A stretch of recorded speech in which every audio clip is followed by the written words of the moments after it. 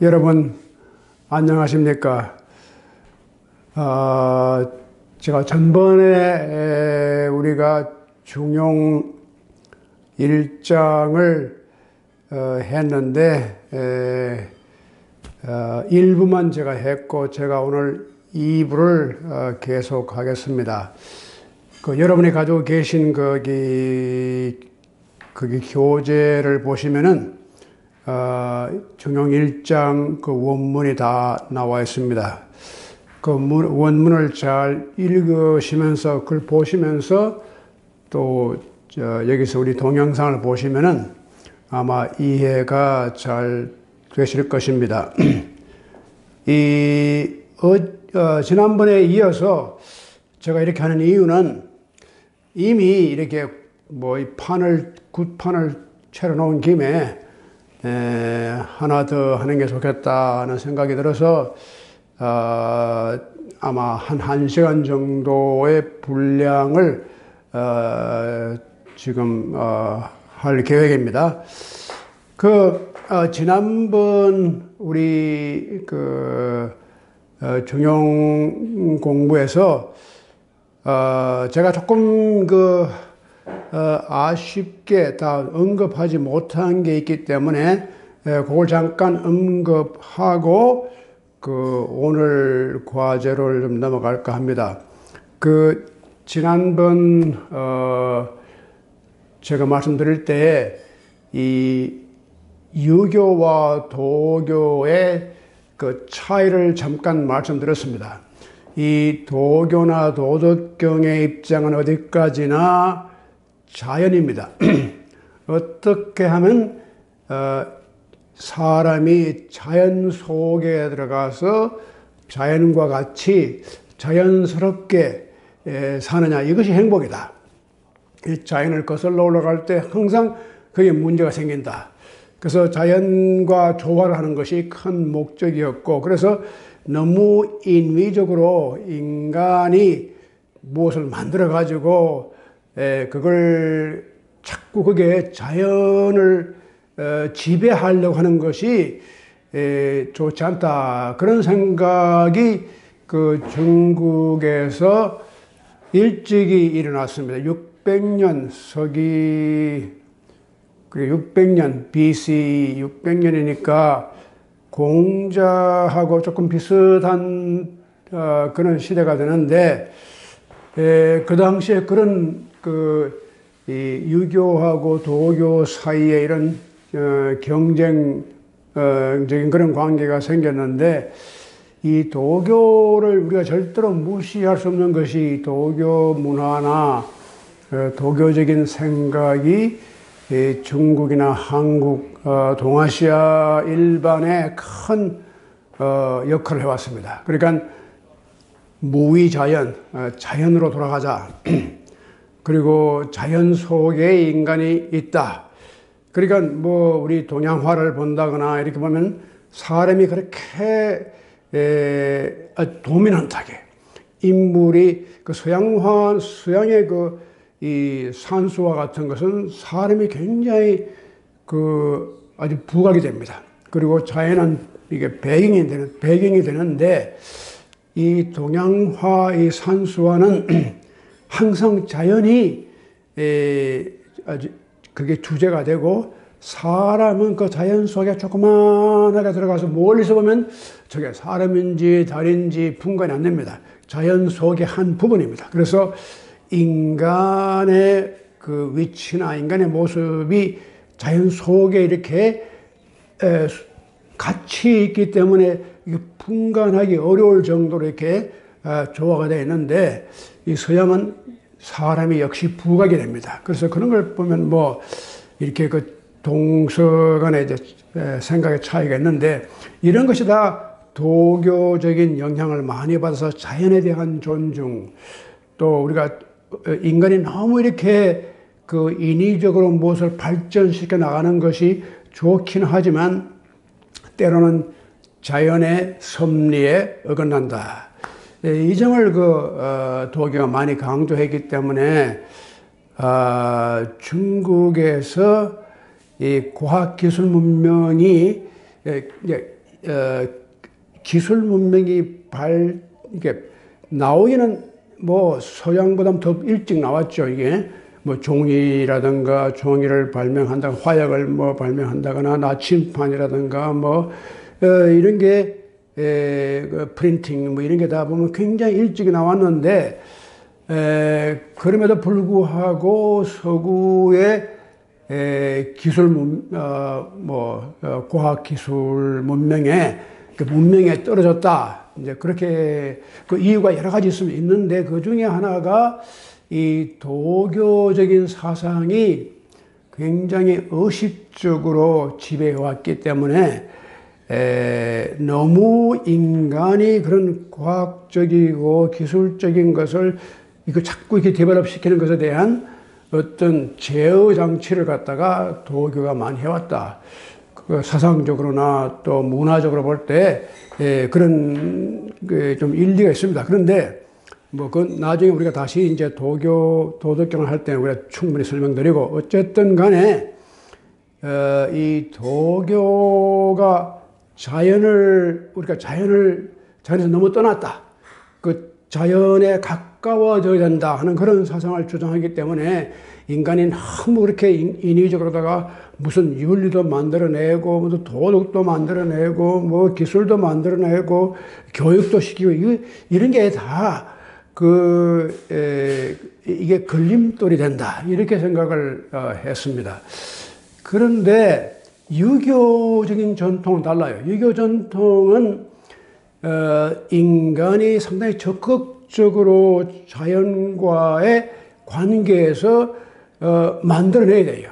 그리고 인간이 이 자연 속에 있을 뿐 아니라 자연을 이끌어가는 주체라는 의식이 강합니다. 그래서 여기에 이제 보면은 그 자연과 이 문명이 있는데 이 자연을 강조하는 것이 도교라면 문명을 강조한 것이 유교입니다. 그래서 civilization, 이 공자는 항상 여기에 염려를 많이 했어요. 공자는 그 중국의 고대 역사 가운데 연임금, 순임금 그때부터 시작해서 그 우리가 아주 찬란한 문명을 가지고 있었다. 그런데 이것이 그만 이렇게 사람들이 야만적이 되어버리고 인간이 그냥 이 무명을 잃어버렸다. 그래서 공자 그런 말 합니다. 내가 여기 와서 새로 너희들한테 가르치고 그런 게 내 목적이 아니고 이 과거에 훌륭했던 우리 문명의 유산을 다시 우리가 받아들여가지고 이걸 다음 세대에 전해주는 것이 나의 목적이다. 그래서 그 유명한 말을 남겼습니다. 그 공자가 뭐라 그랬죠? 자기의 사명을 내가 무엇을 새로 만들어낸다. 발명한다. 새로운 계시를 받아서 새로운 교훈을 준다. 그런 게 전혀 없습니다. 전혀 없고, 아주 간단하게, 이 공자는, 유명한 말을 하지요.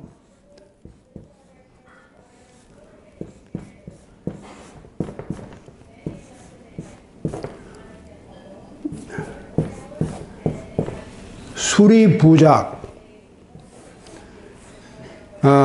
이거 아주 다 이 논어를 읽은 분들은 다 아십니다. 수리부작. 공자의 아주 간단한, 자기 사명을 여기에 표현하고 나는 단순히 이 과거의 문명을 다음 세대로 전달하는 것이 내 임무지, 부작, 내가 무엇을 새로 만들어낸 건 없다.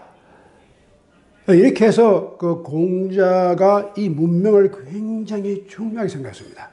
우리에게 문명이 있었는데 이게 degeneration, 이것이 점점 이게 문명이 좀 더 발전해 가야 되는데, 그래서 항상 그 공자가 한탄한 것은 그 과거 지향적인 것 같지만 공자는 과거에 우리의 그 찬란한 문명의 유산이 있었는데 이걸 우리가 전수하지도 못하고 지금 와서 전부 이렇게 이 야만이 돼가지고 그 세대가 내려가면 갈수록 점점점 우리가 그 문명에서 멀어졌다 이렇게 봅니다. 그러니까 이게 유교적인 그 어썸션하고 도교적인 어썸션이 아주 다르죠. 도교는 인간이 너무 자연에서 떨어졌다. 이제 다시 돌아가야 한다. 그런 반면에 유교는 그렇지 않다. 인간이 정말 우리에게 과거에 훌륭했던 요순시대 봐라.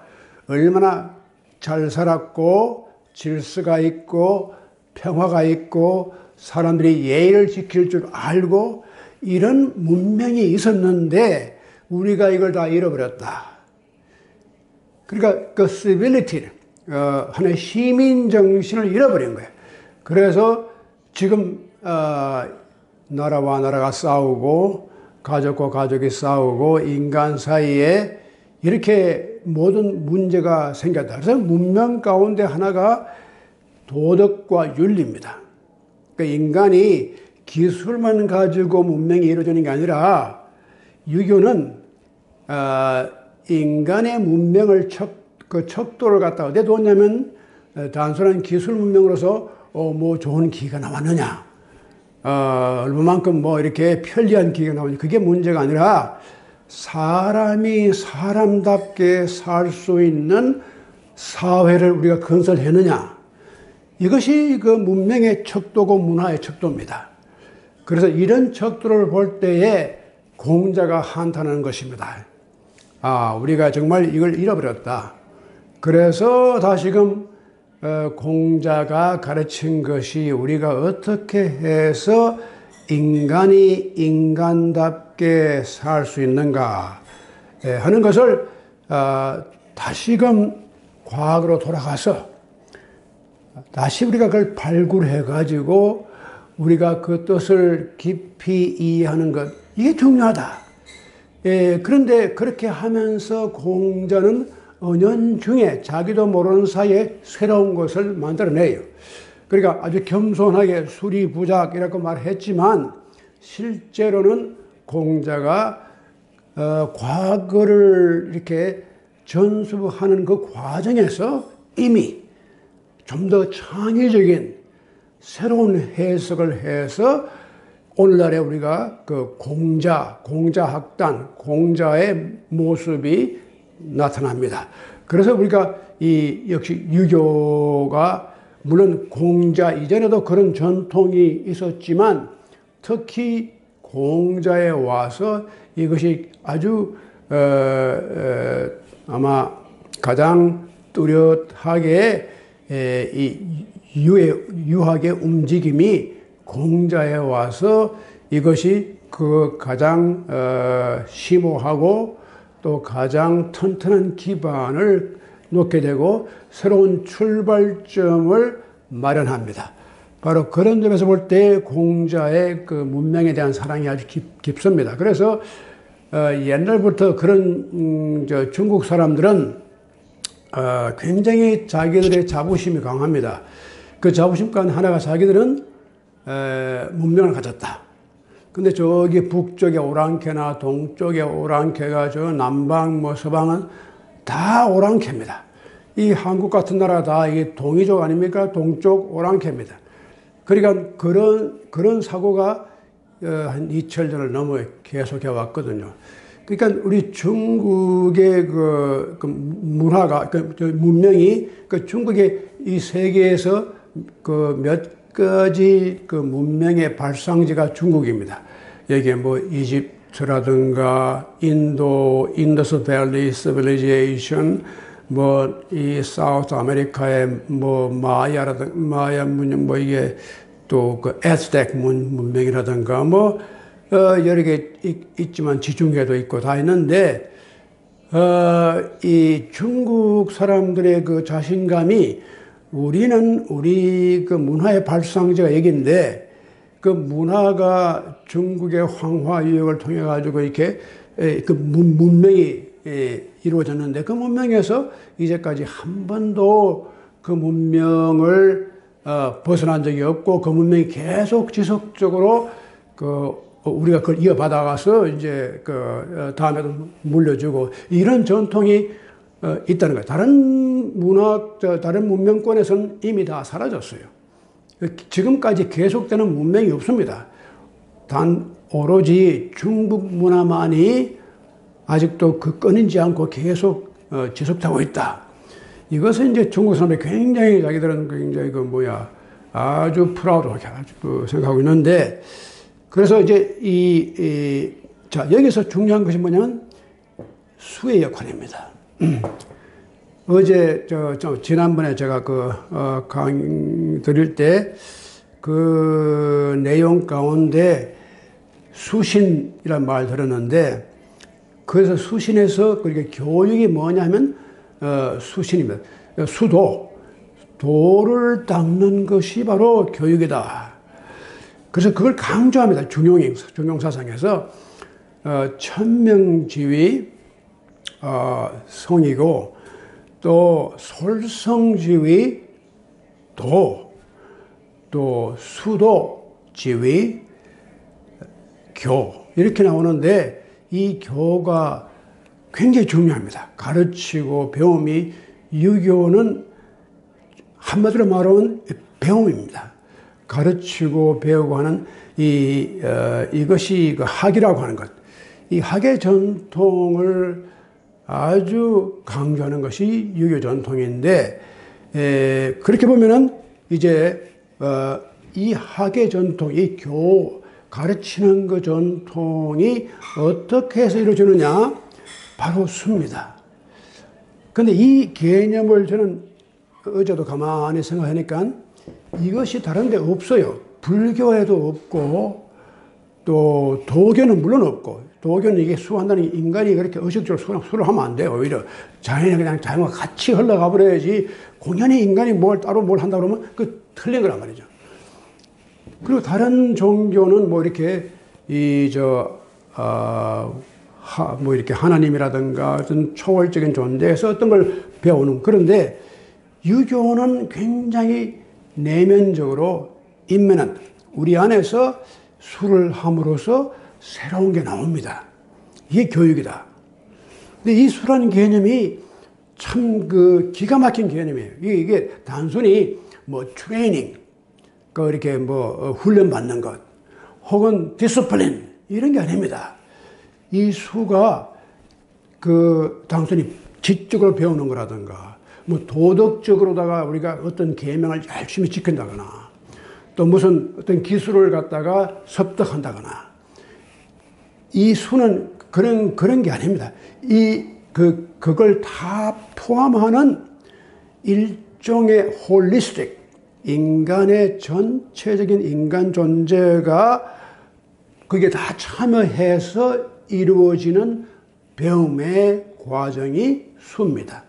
그러니까 여기서는 여기 지적인 면도 들어가고, 윤리적인 면도 들어가고, 종교적이고 정신적인 면, 세 가지 면이 다 들어가는 것이 수입니다. 그래서 많은 사람들이 이 수를 번역할 때 참 힘들어해요. 우리말도 수신, 그러니까 이 수란 말은 쓰지만 그 숫자가 무슨 뜻이냐 그러면 다 몰라요. 훈련하는 거, 자기를 닦는 거, 그렇지만 그 의미가 굉장히 심오합니다. 아주 유교의 아주 독특한 개념이 있습니다. 정신적이고 종교적이고, 제가 이제 지적이고, 또한 도덕적이고, 인간이 수를 한다고 해서는 인간이 기본적인 인간의 윤리, 도덕이라는 게 반드시 필요하고, 또 인간의 지적인 면, 그래서 공부를 하는 겁니다. 유학자는 다 공부를 해야 되는 겁니다. 역사를 알아야 되고, 또 문학을 알아야 되고, 철학을 알아야 되고. 그래서 이 문사철, 이런 우리 전통이 중요합니다. 근데 그것만 가지고 안 돼요. 더 깊이 들어가서 자기 자신을 정신적으로, 어떻게 보면 좀 더 종교적으로 자기를 깊이 관찰하는 것, 자기를 보는 것, 이런 눈이 없으면은 이게 수도했다고 우리가 말할 수가 없어요. 그래서 이게 돼야지만이 거기에서 올바른 교육이 형성된다. 그렇게 함으로써 우리가 문명을 이루는 거다. 자연을 그대로 두면은 자연 속에 너무 케이오스가 많아요. 이렇게 문명된 나라가 되면 질서가 있고, 그래도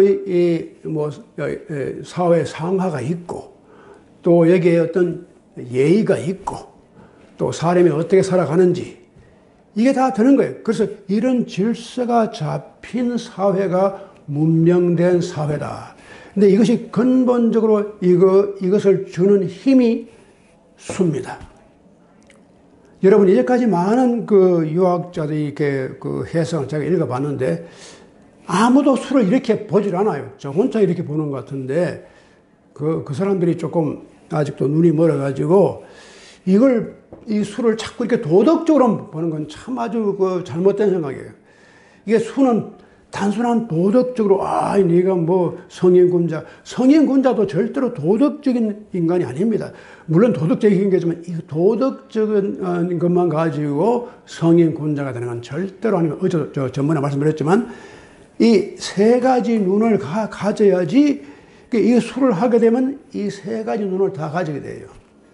그래서 이러한 관점에서 볼 때 수라고 하는 것이 굉장히 포괄적인 의미의 self cultivation, 자기를 닦고 함양시키고 키우고, 이것이 지적으로, 정신적으로, 또한 윤리적으로 모든 걸 포함한 의미에서 온전한 인격체가 이루어지는 과정에 자기 개인의 인격뿐 아니라 이것이 바로 가족이나 사회나 국가의 형성에 아주 이것이 중요한, 임금도 그러니까. 제가 전번에 말씀드렸죠. 이율곡 선생님을 제가 좋아하는. 근데 이율곡뿐 아닙니다. 퇴계도 그렇고 다 그런데, 제일 큰 문제가, 유학자들의 문제가 뭡니까? 유학자들의 고민이, 제일 큰 고민이 임금을 시키는 것, 수련시키는 것. 이것이 가장 어려워요. 이걸 가지고, 그러니까 이 퇴계도 이 성학 십도를 그림을 그려가지고, 왕 앞에 이제 이걸 간단하게 해서 이제, 드리고, 이것이 성학, 유교의 성학이라는 말이 거룩한 뜻이라는 뜻이 아니고, 유학 전체를 말해서 성학이라고 그랬습니다. 성학 10도, 10가지 다이어그램. 그걸 이제 임금한테 바치고, 또 이 율곡은 성학 집요, 전체 유학의 전통을 다 집약해가지고 책으로 아주 광범위한 걸 다 포함해 써가지고 또 임금에게 바치고, 이렇게까지 하면서 임금을 이 교육을 시킨다는 게 가장 어려워요. 그래서 근데 이것만 되면은, 임금만 우리가 잘 교육을 시키고 또 신하가 거기에 따라가면은 나라가 잘 될 수 있다. 제가 나중에 이제 율곡을 하게 되면 더 자세한 말씀드리지만, 율곡이 실망을 많이 해요. 선조한테다가 별의별 걸 다 얘기를 하고 그걸 해도 하나도 듣잖아요. 한 귀로 듣고 한 귀로 내보내고. 그래서 결국 임진왜란까지 우리가 겪었잖아요. 1592년에 임진왜란이 일어났는데, 율곡이 죽기 전에 1584년에 율곡이 죽는데 48세, 49세, 그때 자기가 유언으로 남기는 게 바로 그겁니다. 이 나라가 지금 풍전등화에 와 있다. 위기다. 지금 국가의 어떤 위기의식을 아주 율곡은 철저하게 느낀 겁니다. 그래서 이거 지금 나라가 기울어졌다. 이게 중쇠기. 지금이야말로 우리가 세운 나라가 200년이 지나니까 지금 기울어지고 있는데, 이것을 다시 세우려면은 이렇게 해야 됩니다. 하고 이제 쭉 하는데 하나도 안 들어요. 그래서 결국은 예언했던 대로 1592년에 임진왜란이 일어납니다. 그때 뭐라고 했어요? 유성룡이가 통곡을 하면서 야, 율곡이야말로 성인이었다. 이런 율곡이 그런 눈이 있잖아요. 그게 예언자입니다. 요즘도 화이트하우스 보면은 과학자들하고 이렇게 행정가들이 이렇게 자꾸 싸우는데 학문적인 양심을 가진 사람들은 이렇게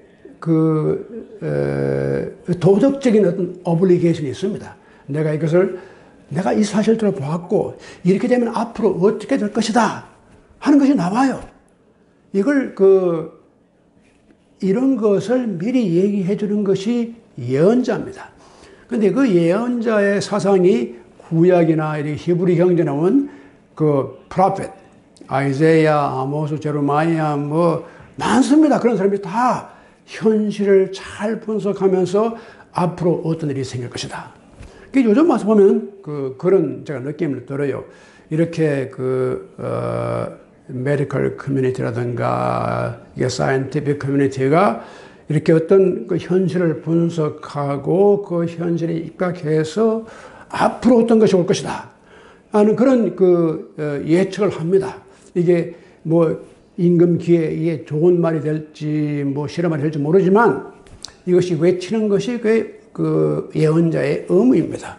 그래서 이렇든 저렇든 간에 이 수를 임금을 수도시키는 것, 이게 가장 큰 교육인데 이게 안 된 거든. 근데 자 이제 여기 문화를 내가 잠깐 설명하면 시간이 많이 갔는데 문명과 문화가 같이 나가면서 조금 달라요. 문명은 좀 더 테크놀로지컬하게, 좀 더 사이언티픽한 면이 있고 문화는 조금 더 정신적인 차원이 있습니다. 문화적인 그래서 우리가 컬처라고 그럴 때는 그의 어떤 예술이나 종교나 또 여러 가지 음식이라든가 모든 인간의 살아가는 삶의 어떤 패턴이 들어가 있습니다. 문명은 어떻게 보면 좀 이게 통일되어 있습니다. 문명된 나라인가 원시적인 나라인가. I'm a civilized person. 그러면 벌써 나는 기계를 만들 줄 알고 무슨 기계 혜택을 받고 살고 있고 이렇게 1등 국가에 살고 나는 문명된 나라에 산다. 이렇게 쓰잖아요. 그래서 문명과 문화가 좀 차이가 있는데 약간 이렇게 해서 자연에서 떠나서 인간이 살 수 있는 어떤 그걸 이제 그걸 시티라고 그럽니다. 여러분 시티라는 말이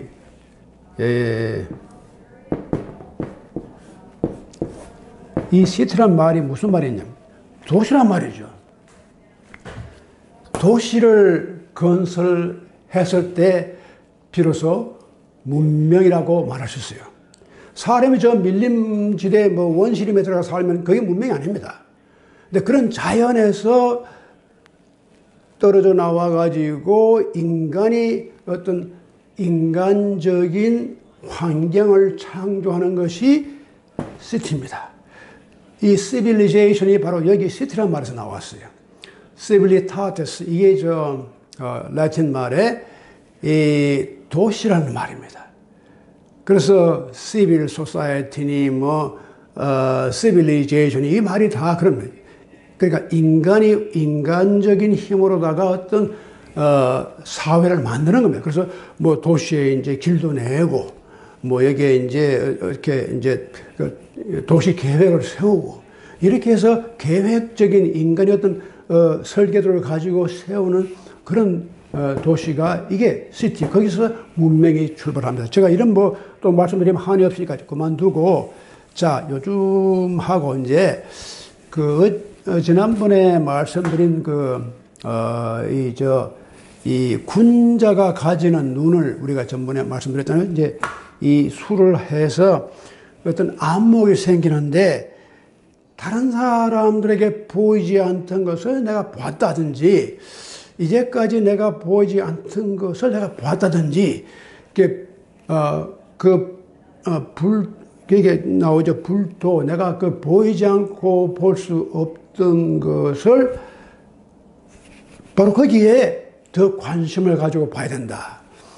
근데 제가 이거 좀 중간에 제가 이런 말씀을 드리는 게 좋을지 안 좋을지 제가 좀 고민을 했는데, 우리 모임이 뭐 꼭 유교만 공부하는 법은 없거든요. 그러니까 이왕 뭐 우리가 배우는 게 천천히 가는 바람에 우리가 다 완행 열차를 타고 가니까 가다가 좀 쉬었다 가기도 하고 역 근처에 뭐 이렇게 구경도 하고 뭐 좀 사 먹기도 하고 이래 가면서 여행하는 게 재밌습니다. 그냥 뭐 급행열차 타고 쫙 가버리면 뭐 무슨 재미겠어요. 그러니까 이제 우리는 좀 완행 열차를 타고 가는 겁니다. 가는데 자, 마음 푹 놓으시고 오늘 제가 기독교 얘기를 좀 하겠습니다. 이거 어제 리처드 of Saint Victor가 이렇게 세 가지 눈이 있다는 얘기를 했는데, 보면 이 군자의 눈도 바로 이런 거다. 제가 그런 말씀 드렸잖아요. 오늘 제가 그 말씀을 그냥 하고 좀 지나가기는 못하고 조금 더 확장을 시켜서 보면은 이것을 제가 누가복음 24장에 보면은 아주 재미있는 아주 그 이야기가 나옵니다. 근데 이것이 굉장히 중요한 이야기입니다. 이 누가복음은 24장이 마지막 장입니다. 성경의 복음서의 마지막 장은 다 뭡니까? 예수님의 부활 이야기죠. 그런데 이 누가복음, 마가복음서도 지금 그 얘기를 하고 있는데 누가복음 좀 더 그 얘기를 상세하게 보도하는데 무슨 얘기냐 하면 예수님이 이제 십자가에 돌아가신 다음에 제자들이 다 흩어지고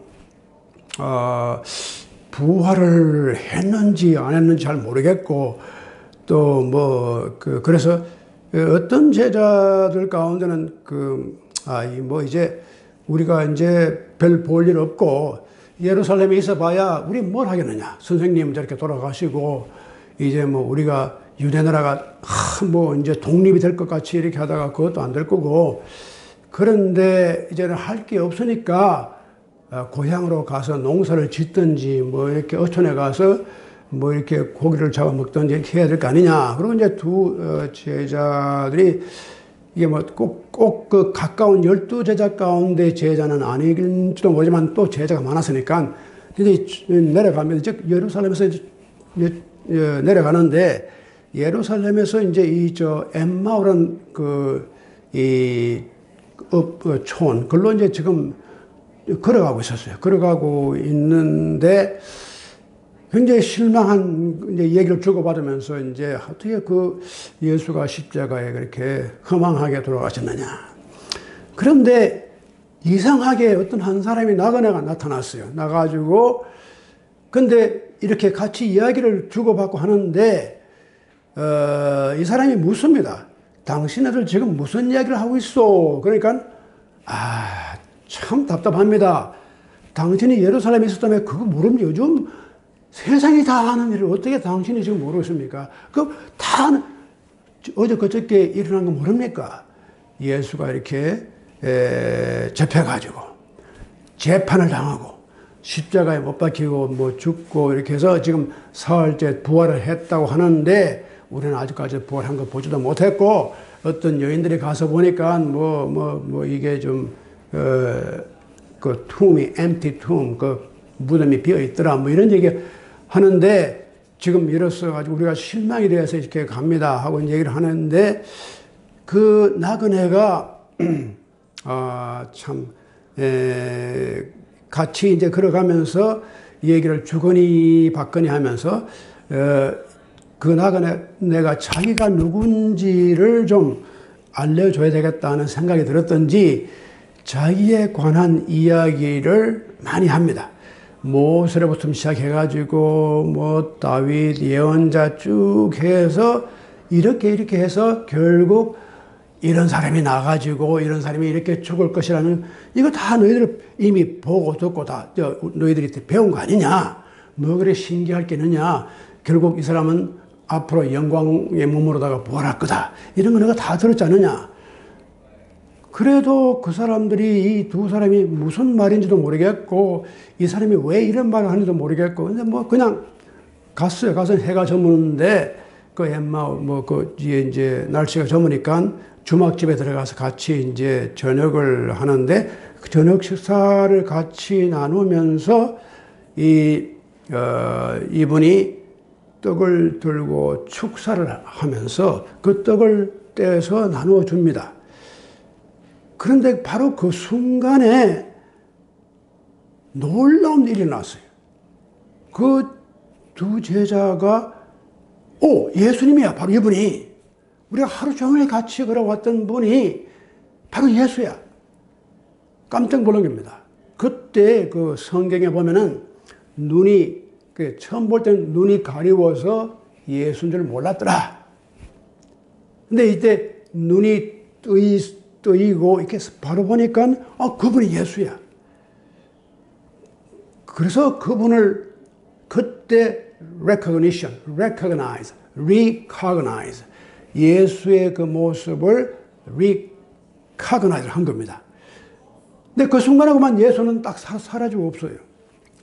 그래서 이제 이야기가 참 신기하다 그러고 이제 다시 예루살렘에 와서 뭐 제자들에게 얘기를 했다. 그런데 오늘 내가 이 말씀 드리는 초점이 뭐냐면 아주 이렇게 딱 들어맞아요. 예수님이 나타나는데 이 사람들이 오클루스 까니 육체의 눈으로는 보지 못했습니다.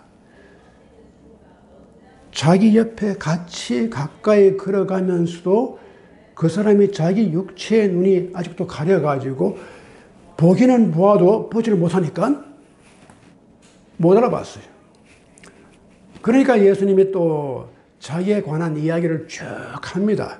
그래서 이제 모세로부터 시작해가지고 쭉 역사적인 이야기, 예언의 이야기, 자기가 어떻게 해서 핍박을 받고 어떻게 십자가에 못 박히고 뭐 이런 얘기를 쭉 해가지고 그 사람들이 그런 knowledge, 지적으로 이렇게 됐으면 바로 이분이 아닐까 하는 추측을 충분히 할 수 있는 지적인 눈을 주었어요.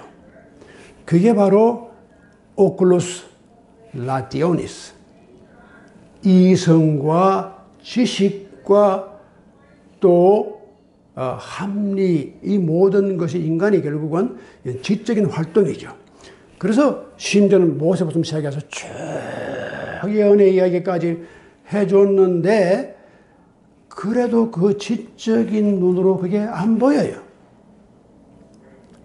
그런데 마지막에 오클루스 피데이, 여기서 그 피데이라는 말이 신앙이라는 말이지만 아주 넓은 의미에서 신비적인 차원입니다. 인간이 어떤 육체적이나 지적인 차원을 넘어서서 인간이 정말 자기 실존의 가장 깊은 마음에서 이 가슴에서 우러나오는 그런 눈이 이 피데이, 이게 믿음이라고 하는 것이 단순한 교리를 믿고 하면 그런 게 아니라 인간과 우주 만물을 모든 것에 대한 인간의 근본적인 트러스트, 거기에서 예수와 그 제자들 간에 가지고 있던 기본적인 트러스트에서 이게 피데이입니다. 거기에서 눈이 딱 떠져가지고 예수님을 봤단 말이죠. 그러고는 사라져버렸어요. 그게 신비적인 눈입니다. 제가 이제 지난 학기에 이거 신비주의를 가르쳤어요. 그래서 이제 신비주의, 동서의 신비주의를 가르치는데 이제 그걸 하다가 사실 이런 걸 내가 더 이제 보게 됐는데, 그렇게 보면은 우리가 누가복음 24장의 이야기가 굉장히 의미가 있어요. 우리가 예수가 부활했다는 것을 우리가 자꾸 이렇게 잘못하면은, 제가 이런 말 자꾸 드리면은 일반 교회 목사님들이나 이런 사람들이 별로 좋아할지 모르지만 육체의 부활을 많이 강조합니다. 육체의 부활. 그런데 만약에 예수님이 우리와 같은 이런 육체로 부활했다면은 예수님은 항상 우리와 같이 있다가 먹고 자고 똑같이 그전같이 그러고 그러다가 언제 또 그 육체 가진 사람은 죽어야 되니까 또 죽고 이게 그게 육체거든요. 근데 그런 육체로 부활한 게 아닙니다. 그 예수의 육체에 부활하는 그 의미를 잘못 알고 있어요. 그 physical resurrection, 그 body 이런 개념을 잘못 알고 있어요. 만약에 예수가 그렇게 그 몸이 그렇게 다시 살았다는 것이 순전히 피지컬하면 그건 의미가 없어. 그냥 죽었던 사람이 잠깐 일어났다가 또 그러다가 또 언제 죽어야 되는 거거든요. 근데 그런 게 아니고 신비적인 몸입니다. 몸은 몸인데 이게 mystical body입니다. 그러니까 이게 묘한 것이 단순히 육체적인 우리가 말하는 푸슈케 이 살로 된 그런 게 말하는 것도 아니고 또 한 가지는 완전히 그 영적인 어떤 푸슈케도 아니고 이 두 가지를 초월한 신비적인 바디가 있습니다. 바디 가운데 일반적으로 우리가 가지지 않는 그런 부활의 몸은 이런 신비적인 몸이에요. 몸은 몸인데 신비적인 몸이에요. 그래서 그 몸으로 부활한 걸 갖다가 자꾸 우리 육체적으로 보니까 안 보이죠. 또 이 부활 사건을 자꾸 지적으로 생각해요. 근데 그렇게 해서 지적으로 우리가 합리적으로 이성적으로 억지로 자꾸 생각해가지고 설명해도 그거 안 됩니다. 단지 우리의 가슴으로 느껴져야 돼요. 내 느낌에 예수의 부활을 내가 경험할 때 그때가 예수의 부활을 자기가 경험하고 예수의 몸을 자기가 만나는 거예요. 근데 이제 이 피데이라는 말이 참 중요합니다. 가슴이라는 말인데 어제 제가 그런 말씀 드렸죠. 지난번 그 비디오 할 때 그 가슴의 눈, 마음의 눈이 필요하다. 오늘 우리 21세기를 살아가는 우리 현대 문명에 가장 필요한 것이 육체의 눈도 필요하고 지식의 눈도 필요하지만 가슴의 눈이 필요합니다. 내 가슴에서 우러나오는 눈. The eye of heart. heart가 없어요. 여기에 compassion, empathy 다 들어가는데 이 마음이 참 중요합니다. 이 마음으로 보아야지만이 보여집니다. 제대로. 그래서 이 눈을 갖다가 군자는 바로 이 눈을 가진 사람이 군자의 눈이에요.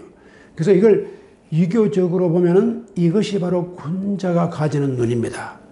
왜냐? 군자는 그 속에 인이 있어요. 인이란 것. 군자가 가지는 인. 이 인의 마음이 그 마음을 열어가지고 볼 때 보여집니다. 인간의 모든 문제가. 근데, 그 하트가 상당히 지금 우리 21세기에 필요한 것이 다 필요하지만 특별히 뭐가 필요하면 하트가 필요합니다. 우리는 그 하트를 잃어버렸어요. 뉴욕 타임스의 그 칼럼니스트 가운데 아주 유명한 톰 프리드만 이분이 칼럼을 이제 여러 가지 많이 쓰는데 얼마 전에 아주 재미있는 칼럼을 썼어요. From hand to head, from head to heart. 인간의 서구 문명의 역사가 이 세 가지로 봐요. 처음에는 손으로 기계 만들고 이게 다 바디입니다. 이 육체적으로 좀 더 편하게 우리가 이 망치를 만든다거나 또 우리가 나중에 이것이 그 자전거, 자동차 이렇게 해서 다 인간의 몸이 이렇게 점점 더 이렇게 확장이 되는 것. 그 다음에는 우리가 이 지적인 것, 이게 헤드입니다. 근데 지금 우리가 필요한 것은 heart다. 그래서 from hand to head and to heart. 지금 이 시대가 이 문명이 요구하는 것은 heart다. 이게 바로 이 군자가 가지고 있는 인의 정신입니다. 그래서 자, 오늘 그 정도로 이걸 말씀을 드리고, 이제 제가 이제 그 남은 시간에 우리가 하지 못했던 것을 조금 더 해보겠습니다. 이제 전번에 한 것이 바로 이거죠. 그 군자가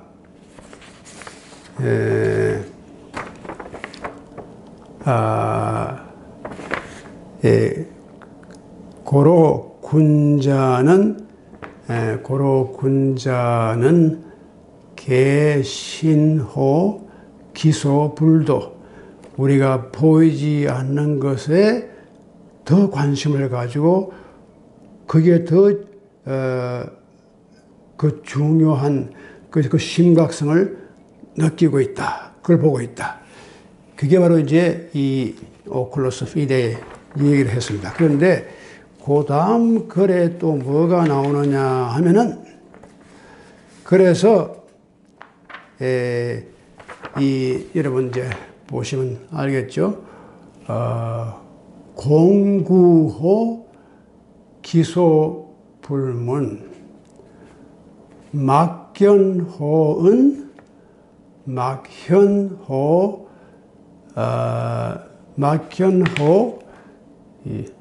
막견호미 고군자 신기도야. 자, 이걸 쉽게 말씀드리면 무서워한단 말이에요. 공구. 조금 이렇게 두려워하고 무서워하는 게 뭐냐면, 우리가 듣지 못하는 바에 대해서 더 우리가 좀 더 그걸 내가 듣지 못하고 있는 것이 뭔가 하는 것을 우리가 두려워할 줄 아는 것. 그 다음에 막견호은 숨긴 것, 보이지 않는 것에 보이지 않는 것만큼 더 잘 나타나는 게 없다. 우리가 보는데 그만큼 잘 이게 그 더블 네게이션. 이게 막견호은, 여기에 막이라는 것은 그렇지 않더라죠. 더 이상 볼 수 없단 말이죠. 숨긴 것보다 더 잘 보이는 것은 없다. 이렇게 말하죠. 그게 숨긴 것이 이게 군자 앞에서는 다 이게 드러나는 겁니다. 그리고 이제 막현호미라는 말은 아주 보일락말락한 이렇게 미세한 그런 거, 우리가 육체 눈으로 볼 때는 이게 보일락말락해요. 지적으로도 이게 말이 될까 말까. 그래서 때로는 지적인 것만 보면 그 말이 안 될 때도 있어요. 그걸 갖다 이제 그 패러독스. 때로는 이게 말이 서로가 이게 안 맞단 말이죠. 그래서 그런 입장에서 볼 때는 이게 너무 아리끼리 이게 우리 애매하는 게 아주 애매모호한 그렇게 보이는데, 그것만큼 군자가 볼 때는 아주 또렷하게 보이는 게, 왜? 피데 어떤 인간의 하트를 가지고 볼 때는 그게 지적으로 육적으로 볼 때는 이게 말이 안 되는 것 같고 눈에 잘 보이지 않는 것 같지만, 군자가 가지고 있는 하트로 볼 때는 그것이 그렇게 아주 뚜렷하게 현자가 나타난다. 그래서 군자는 신기도야. 혼자 있음을 굉장히 조심한다. 혼자 있을 때 특별히 신중히 한다. 이제 오늘 여기까지 제가 한번 끝내겠습니다. 근데 요것이 참, 혼자 있다는 것. 이제, 그럼 우리가 다른 건 이제 됐고, 여기에서 군자가 고로 이 고자가 조금 이렇게 같이 붙으면 안 되는데 잘못돼서 이 고자가 뒤로 나와야 됩니다. 그래서 고군자 이렇게 나와야죠. 호미로 끝나고 이 고자가 여기 있으면 안 돼. 그 다음에 일로 옮겨서 고군자 신기독이야. 이렇게 나와야 됩니다. 약간 그렇게 해서 이 고로 군자는 혼자 있을 때 그 독을 그렇게 쓰여려서게 이 독이 굉장히 이 혼자 홀로 있음에 대해서 그걸 신중하게 더 생각하고 이 홀로 있음이 그만큼 그 순간이 중요한 순간이다 그 말이에요. 그러니까 이 군자가 지금 다른 사람은 다 보이지 않은 것을 잘 볼 수 있죠. 또 다른 사람이 다 이렇게 이게 보일까 말까 한 것도 자기한테는 그보다 더 분명하게 클리어하게 보이는 거예요. 이런 것이 다 어디서 오느냐? 독이야. 사람이 혼자 있으면서 자기를 잘 전부 수신할 때 자기 눈이 트이는 거예요. 그래서 독이야. 이게 독이라는 것이 굉장히 중요합니다. 이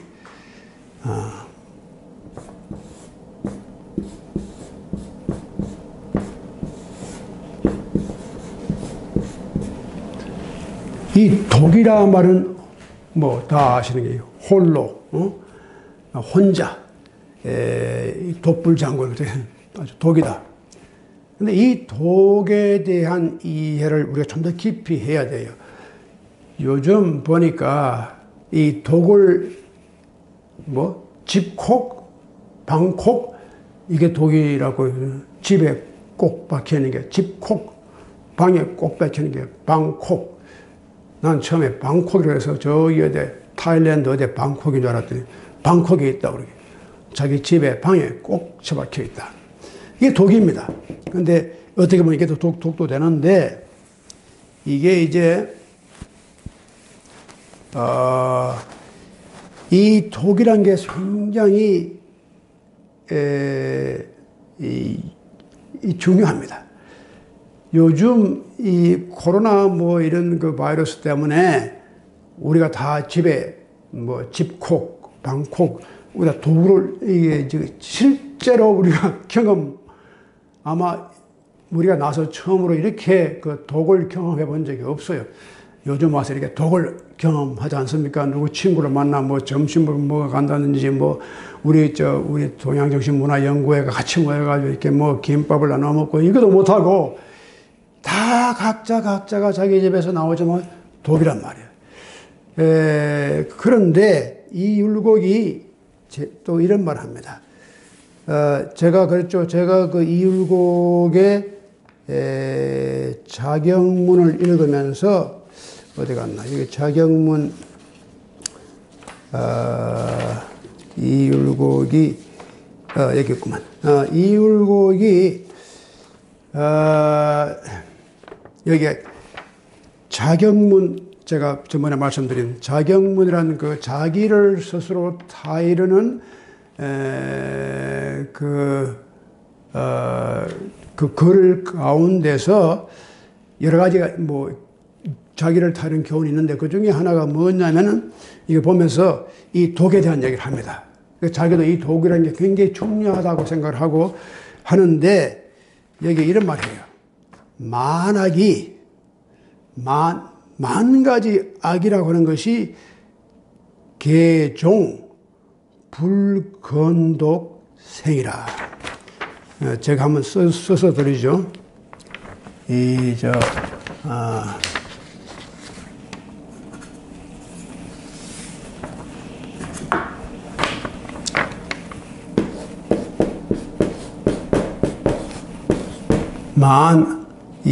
악이 있지 않습니까?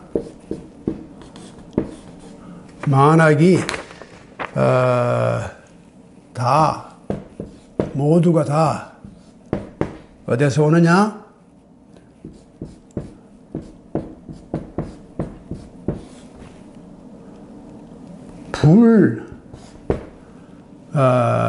건독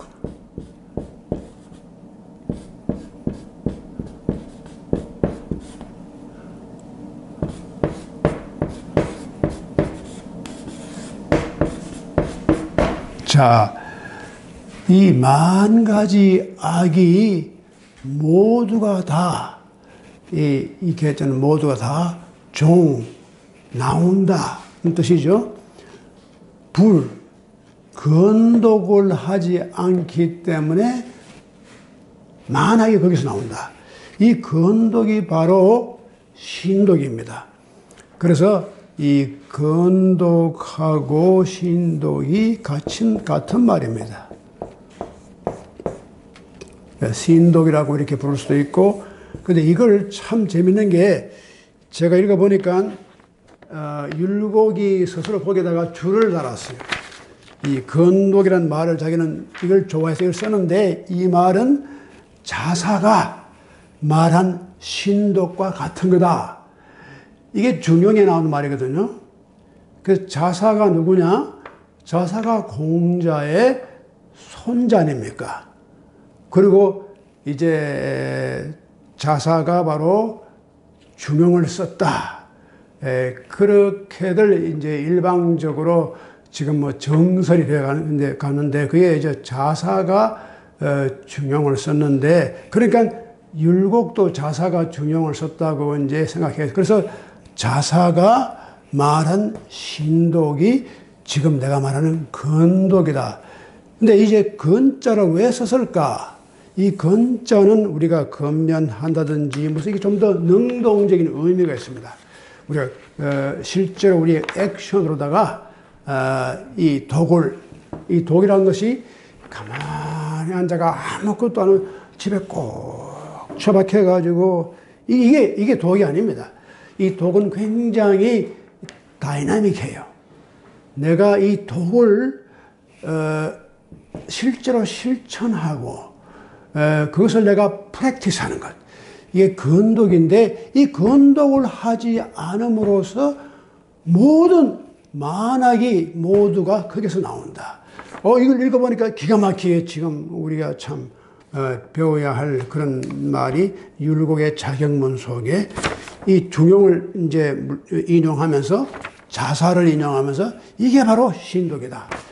이제 그런 말을 지금 했습니다. 근데 이제 이 독이라고 이렇게 우리가 혼자 있다고 하는 것은 틀림없는데, 이 혼자 있다는 것이 단순히 육체적인 의미에서 혼자 있다는 뜻이 아니고, 또 이게 그냥 남과 이렇게 완전히 소외된 상태, 고립된 상태에 있는 것이 이제 이 독이라고 생각하는데, 요즘 현대인들은 이 독을 감당을 못해요. 특히 미국 사람들, 우리 한국 사람들 더 하는 것 같아. 이거 뭐 혼자 있어 봤어야지. 이게 혼자 있는 것도 이게 문화적으로 이게 혼자 있는 그런 그 환경 가운데 살아본 사람들은 혼자 있을 수 있는 능력이 강하지만, 이렇게 좀 그 미국 같은 사회가 이렇게 항상 뭐 이렇게 움직이고 활동이 많고 어디 가서 뭐 항상 참여를 하고 왔다 갔다 하고 항상 그렇게 뭐 어디 여행도 많이 하고, 어떻게 미국 사람들이 뭐 어떻게 온대고 가고 오고 얼마나 많아요. 이렇게 살다가 집에 딱 집콕을 하니까 이 독을 요즘 그래서 정신적인 문제가 생겨가지고, 우리 김병기 박사님 더 잘 아시겠지만 요즘 이거 정신과 의사들한테 찾는 사람이 많아진 거예요. 이 독이란 게 그만큼 이게 힘들어요. 근데 이게 유교에서는 이게 얼마나 중요하냐. 이 독을 잘못해가지고 만악이 여기서 나온다. 참 기가 막힌 말씀이죠.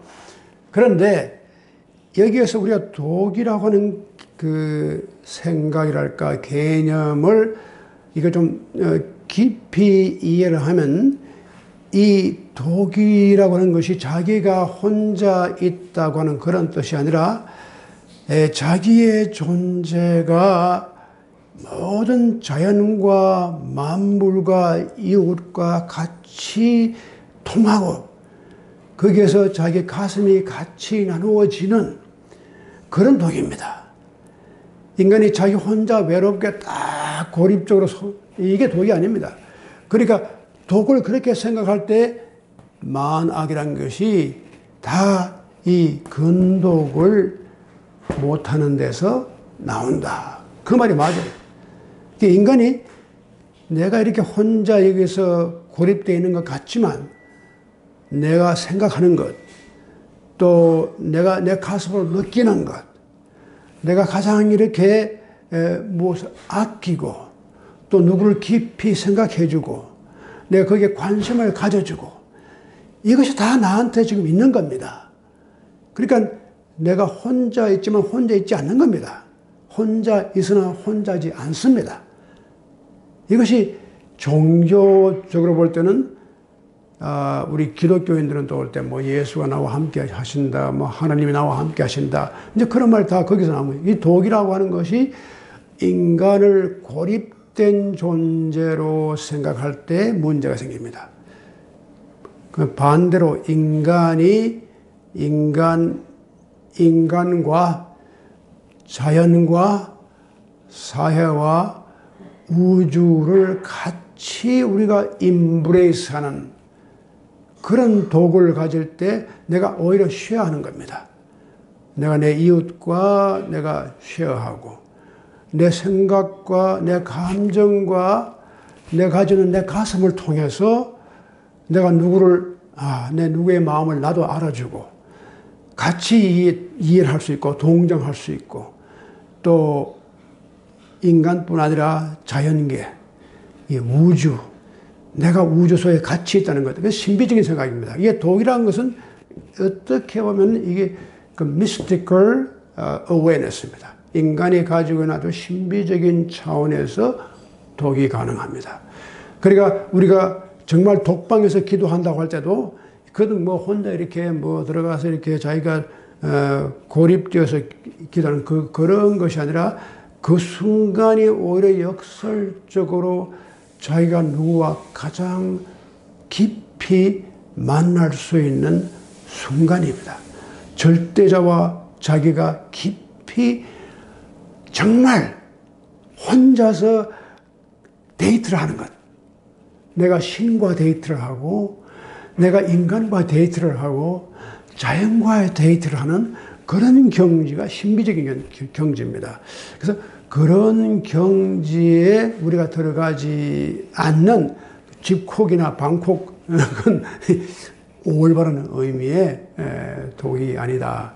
그래서 이번 기회에 여러분들도 집콕, 방콕을 뭘 하시면서 조금 우리가 뭐 이렇게까지 안 될지 모르지만 적어도 그런 흉내는 한번 내보는 것도 뭐 좋지 않을까 하는 생각에서 제가 오늘 여기까지만 말씀을 드리고 이 다음 기회에 이제 좀 더 우리가 나가서 이 인간의 성을 인간의 네이처가 어떻게 정과 연결되는지 이 점을 다음 기회에 말씀드리겠습니다. 감사합니다. 그럼 다음 기회에 뵙겠습니다.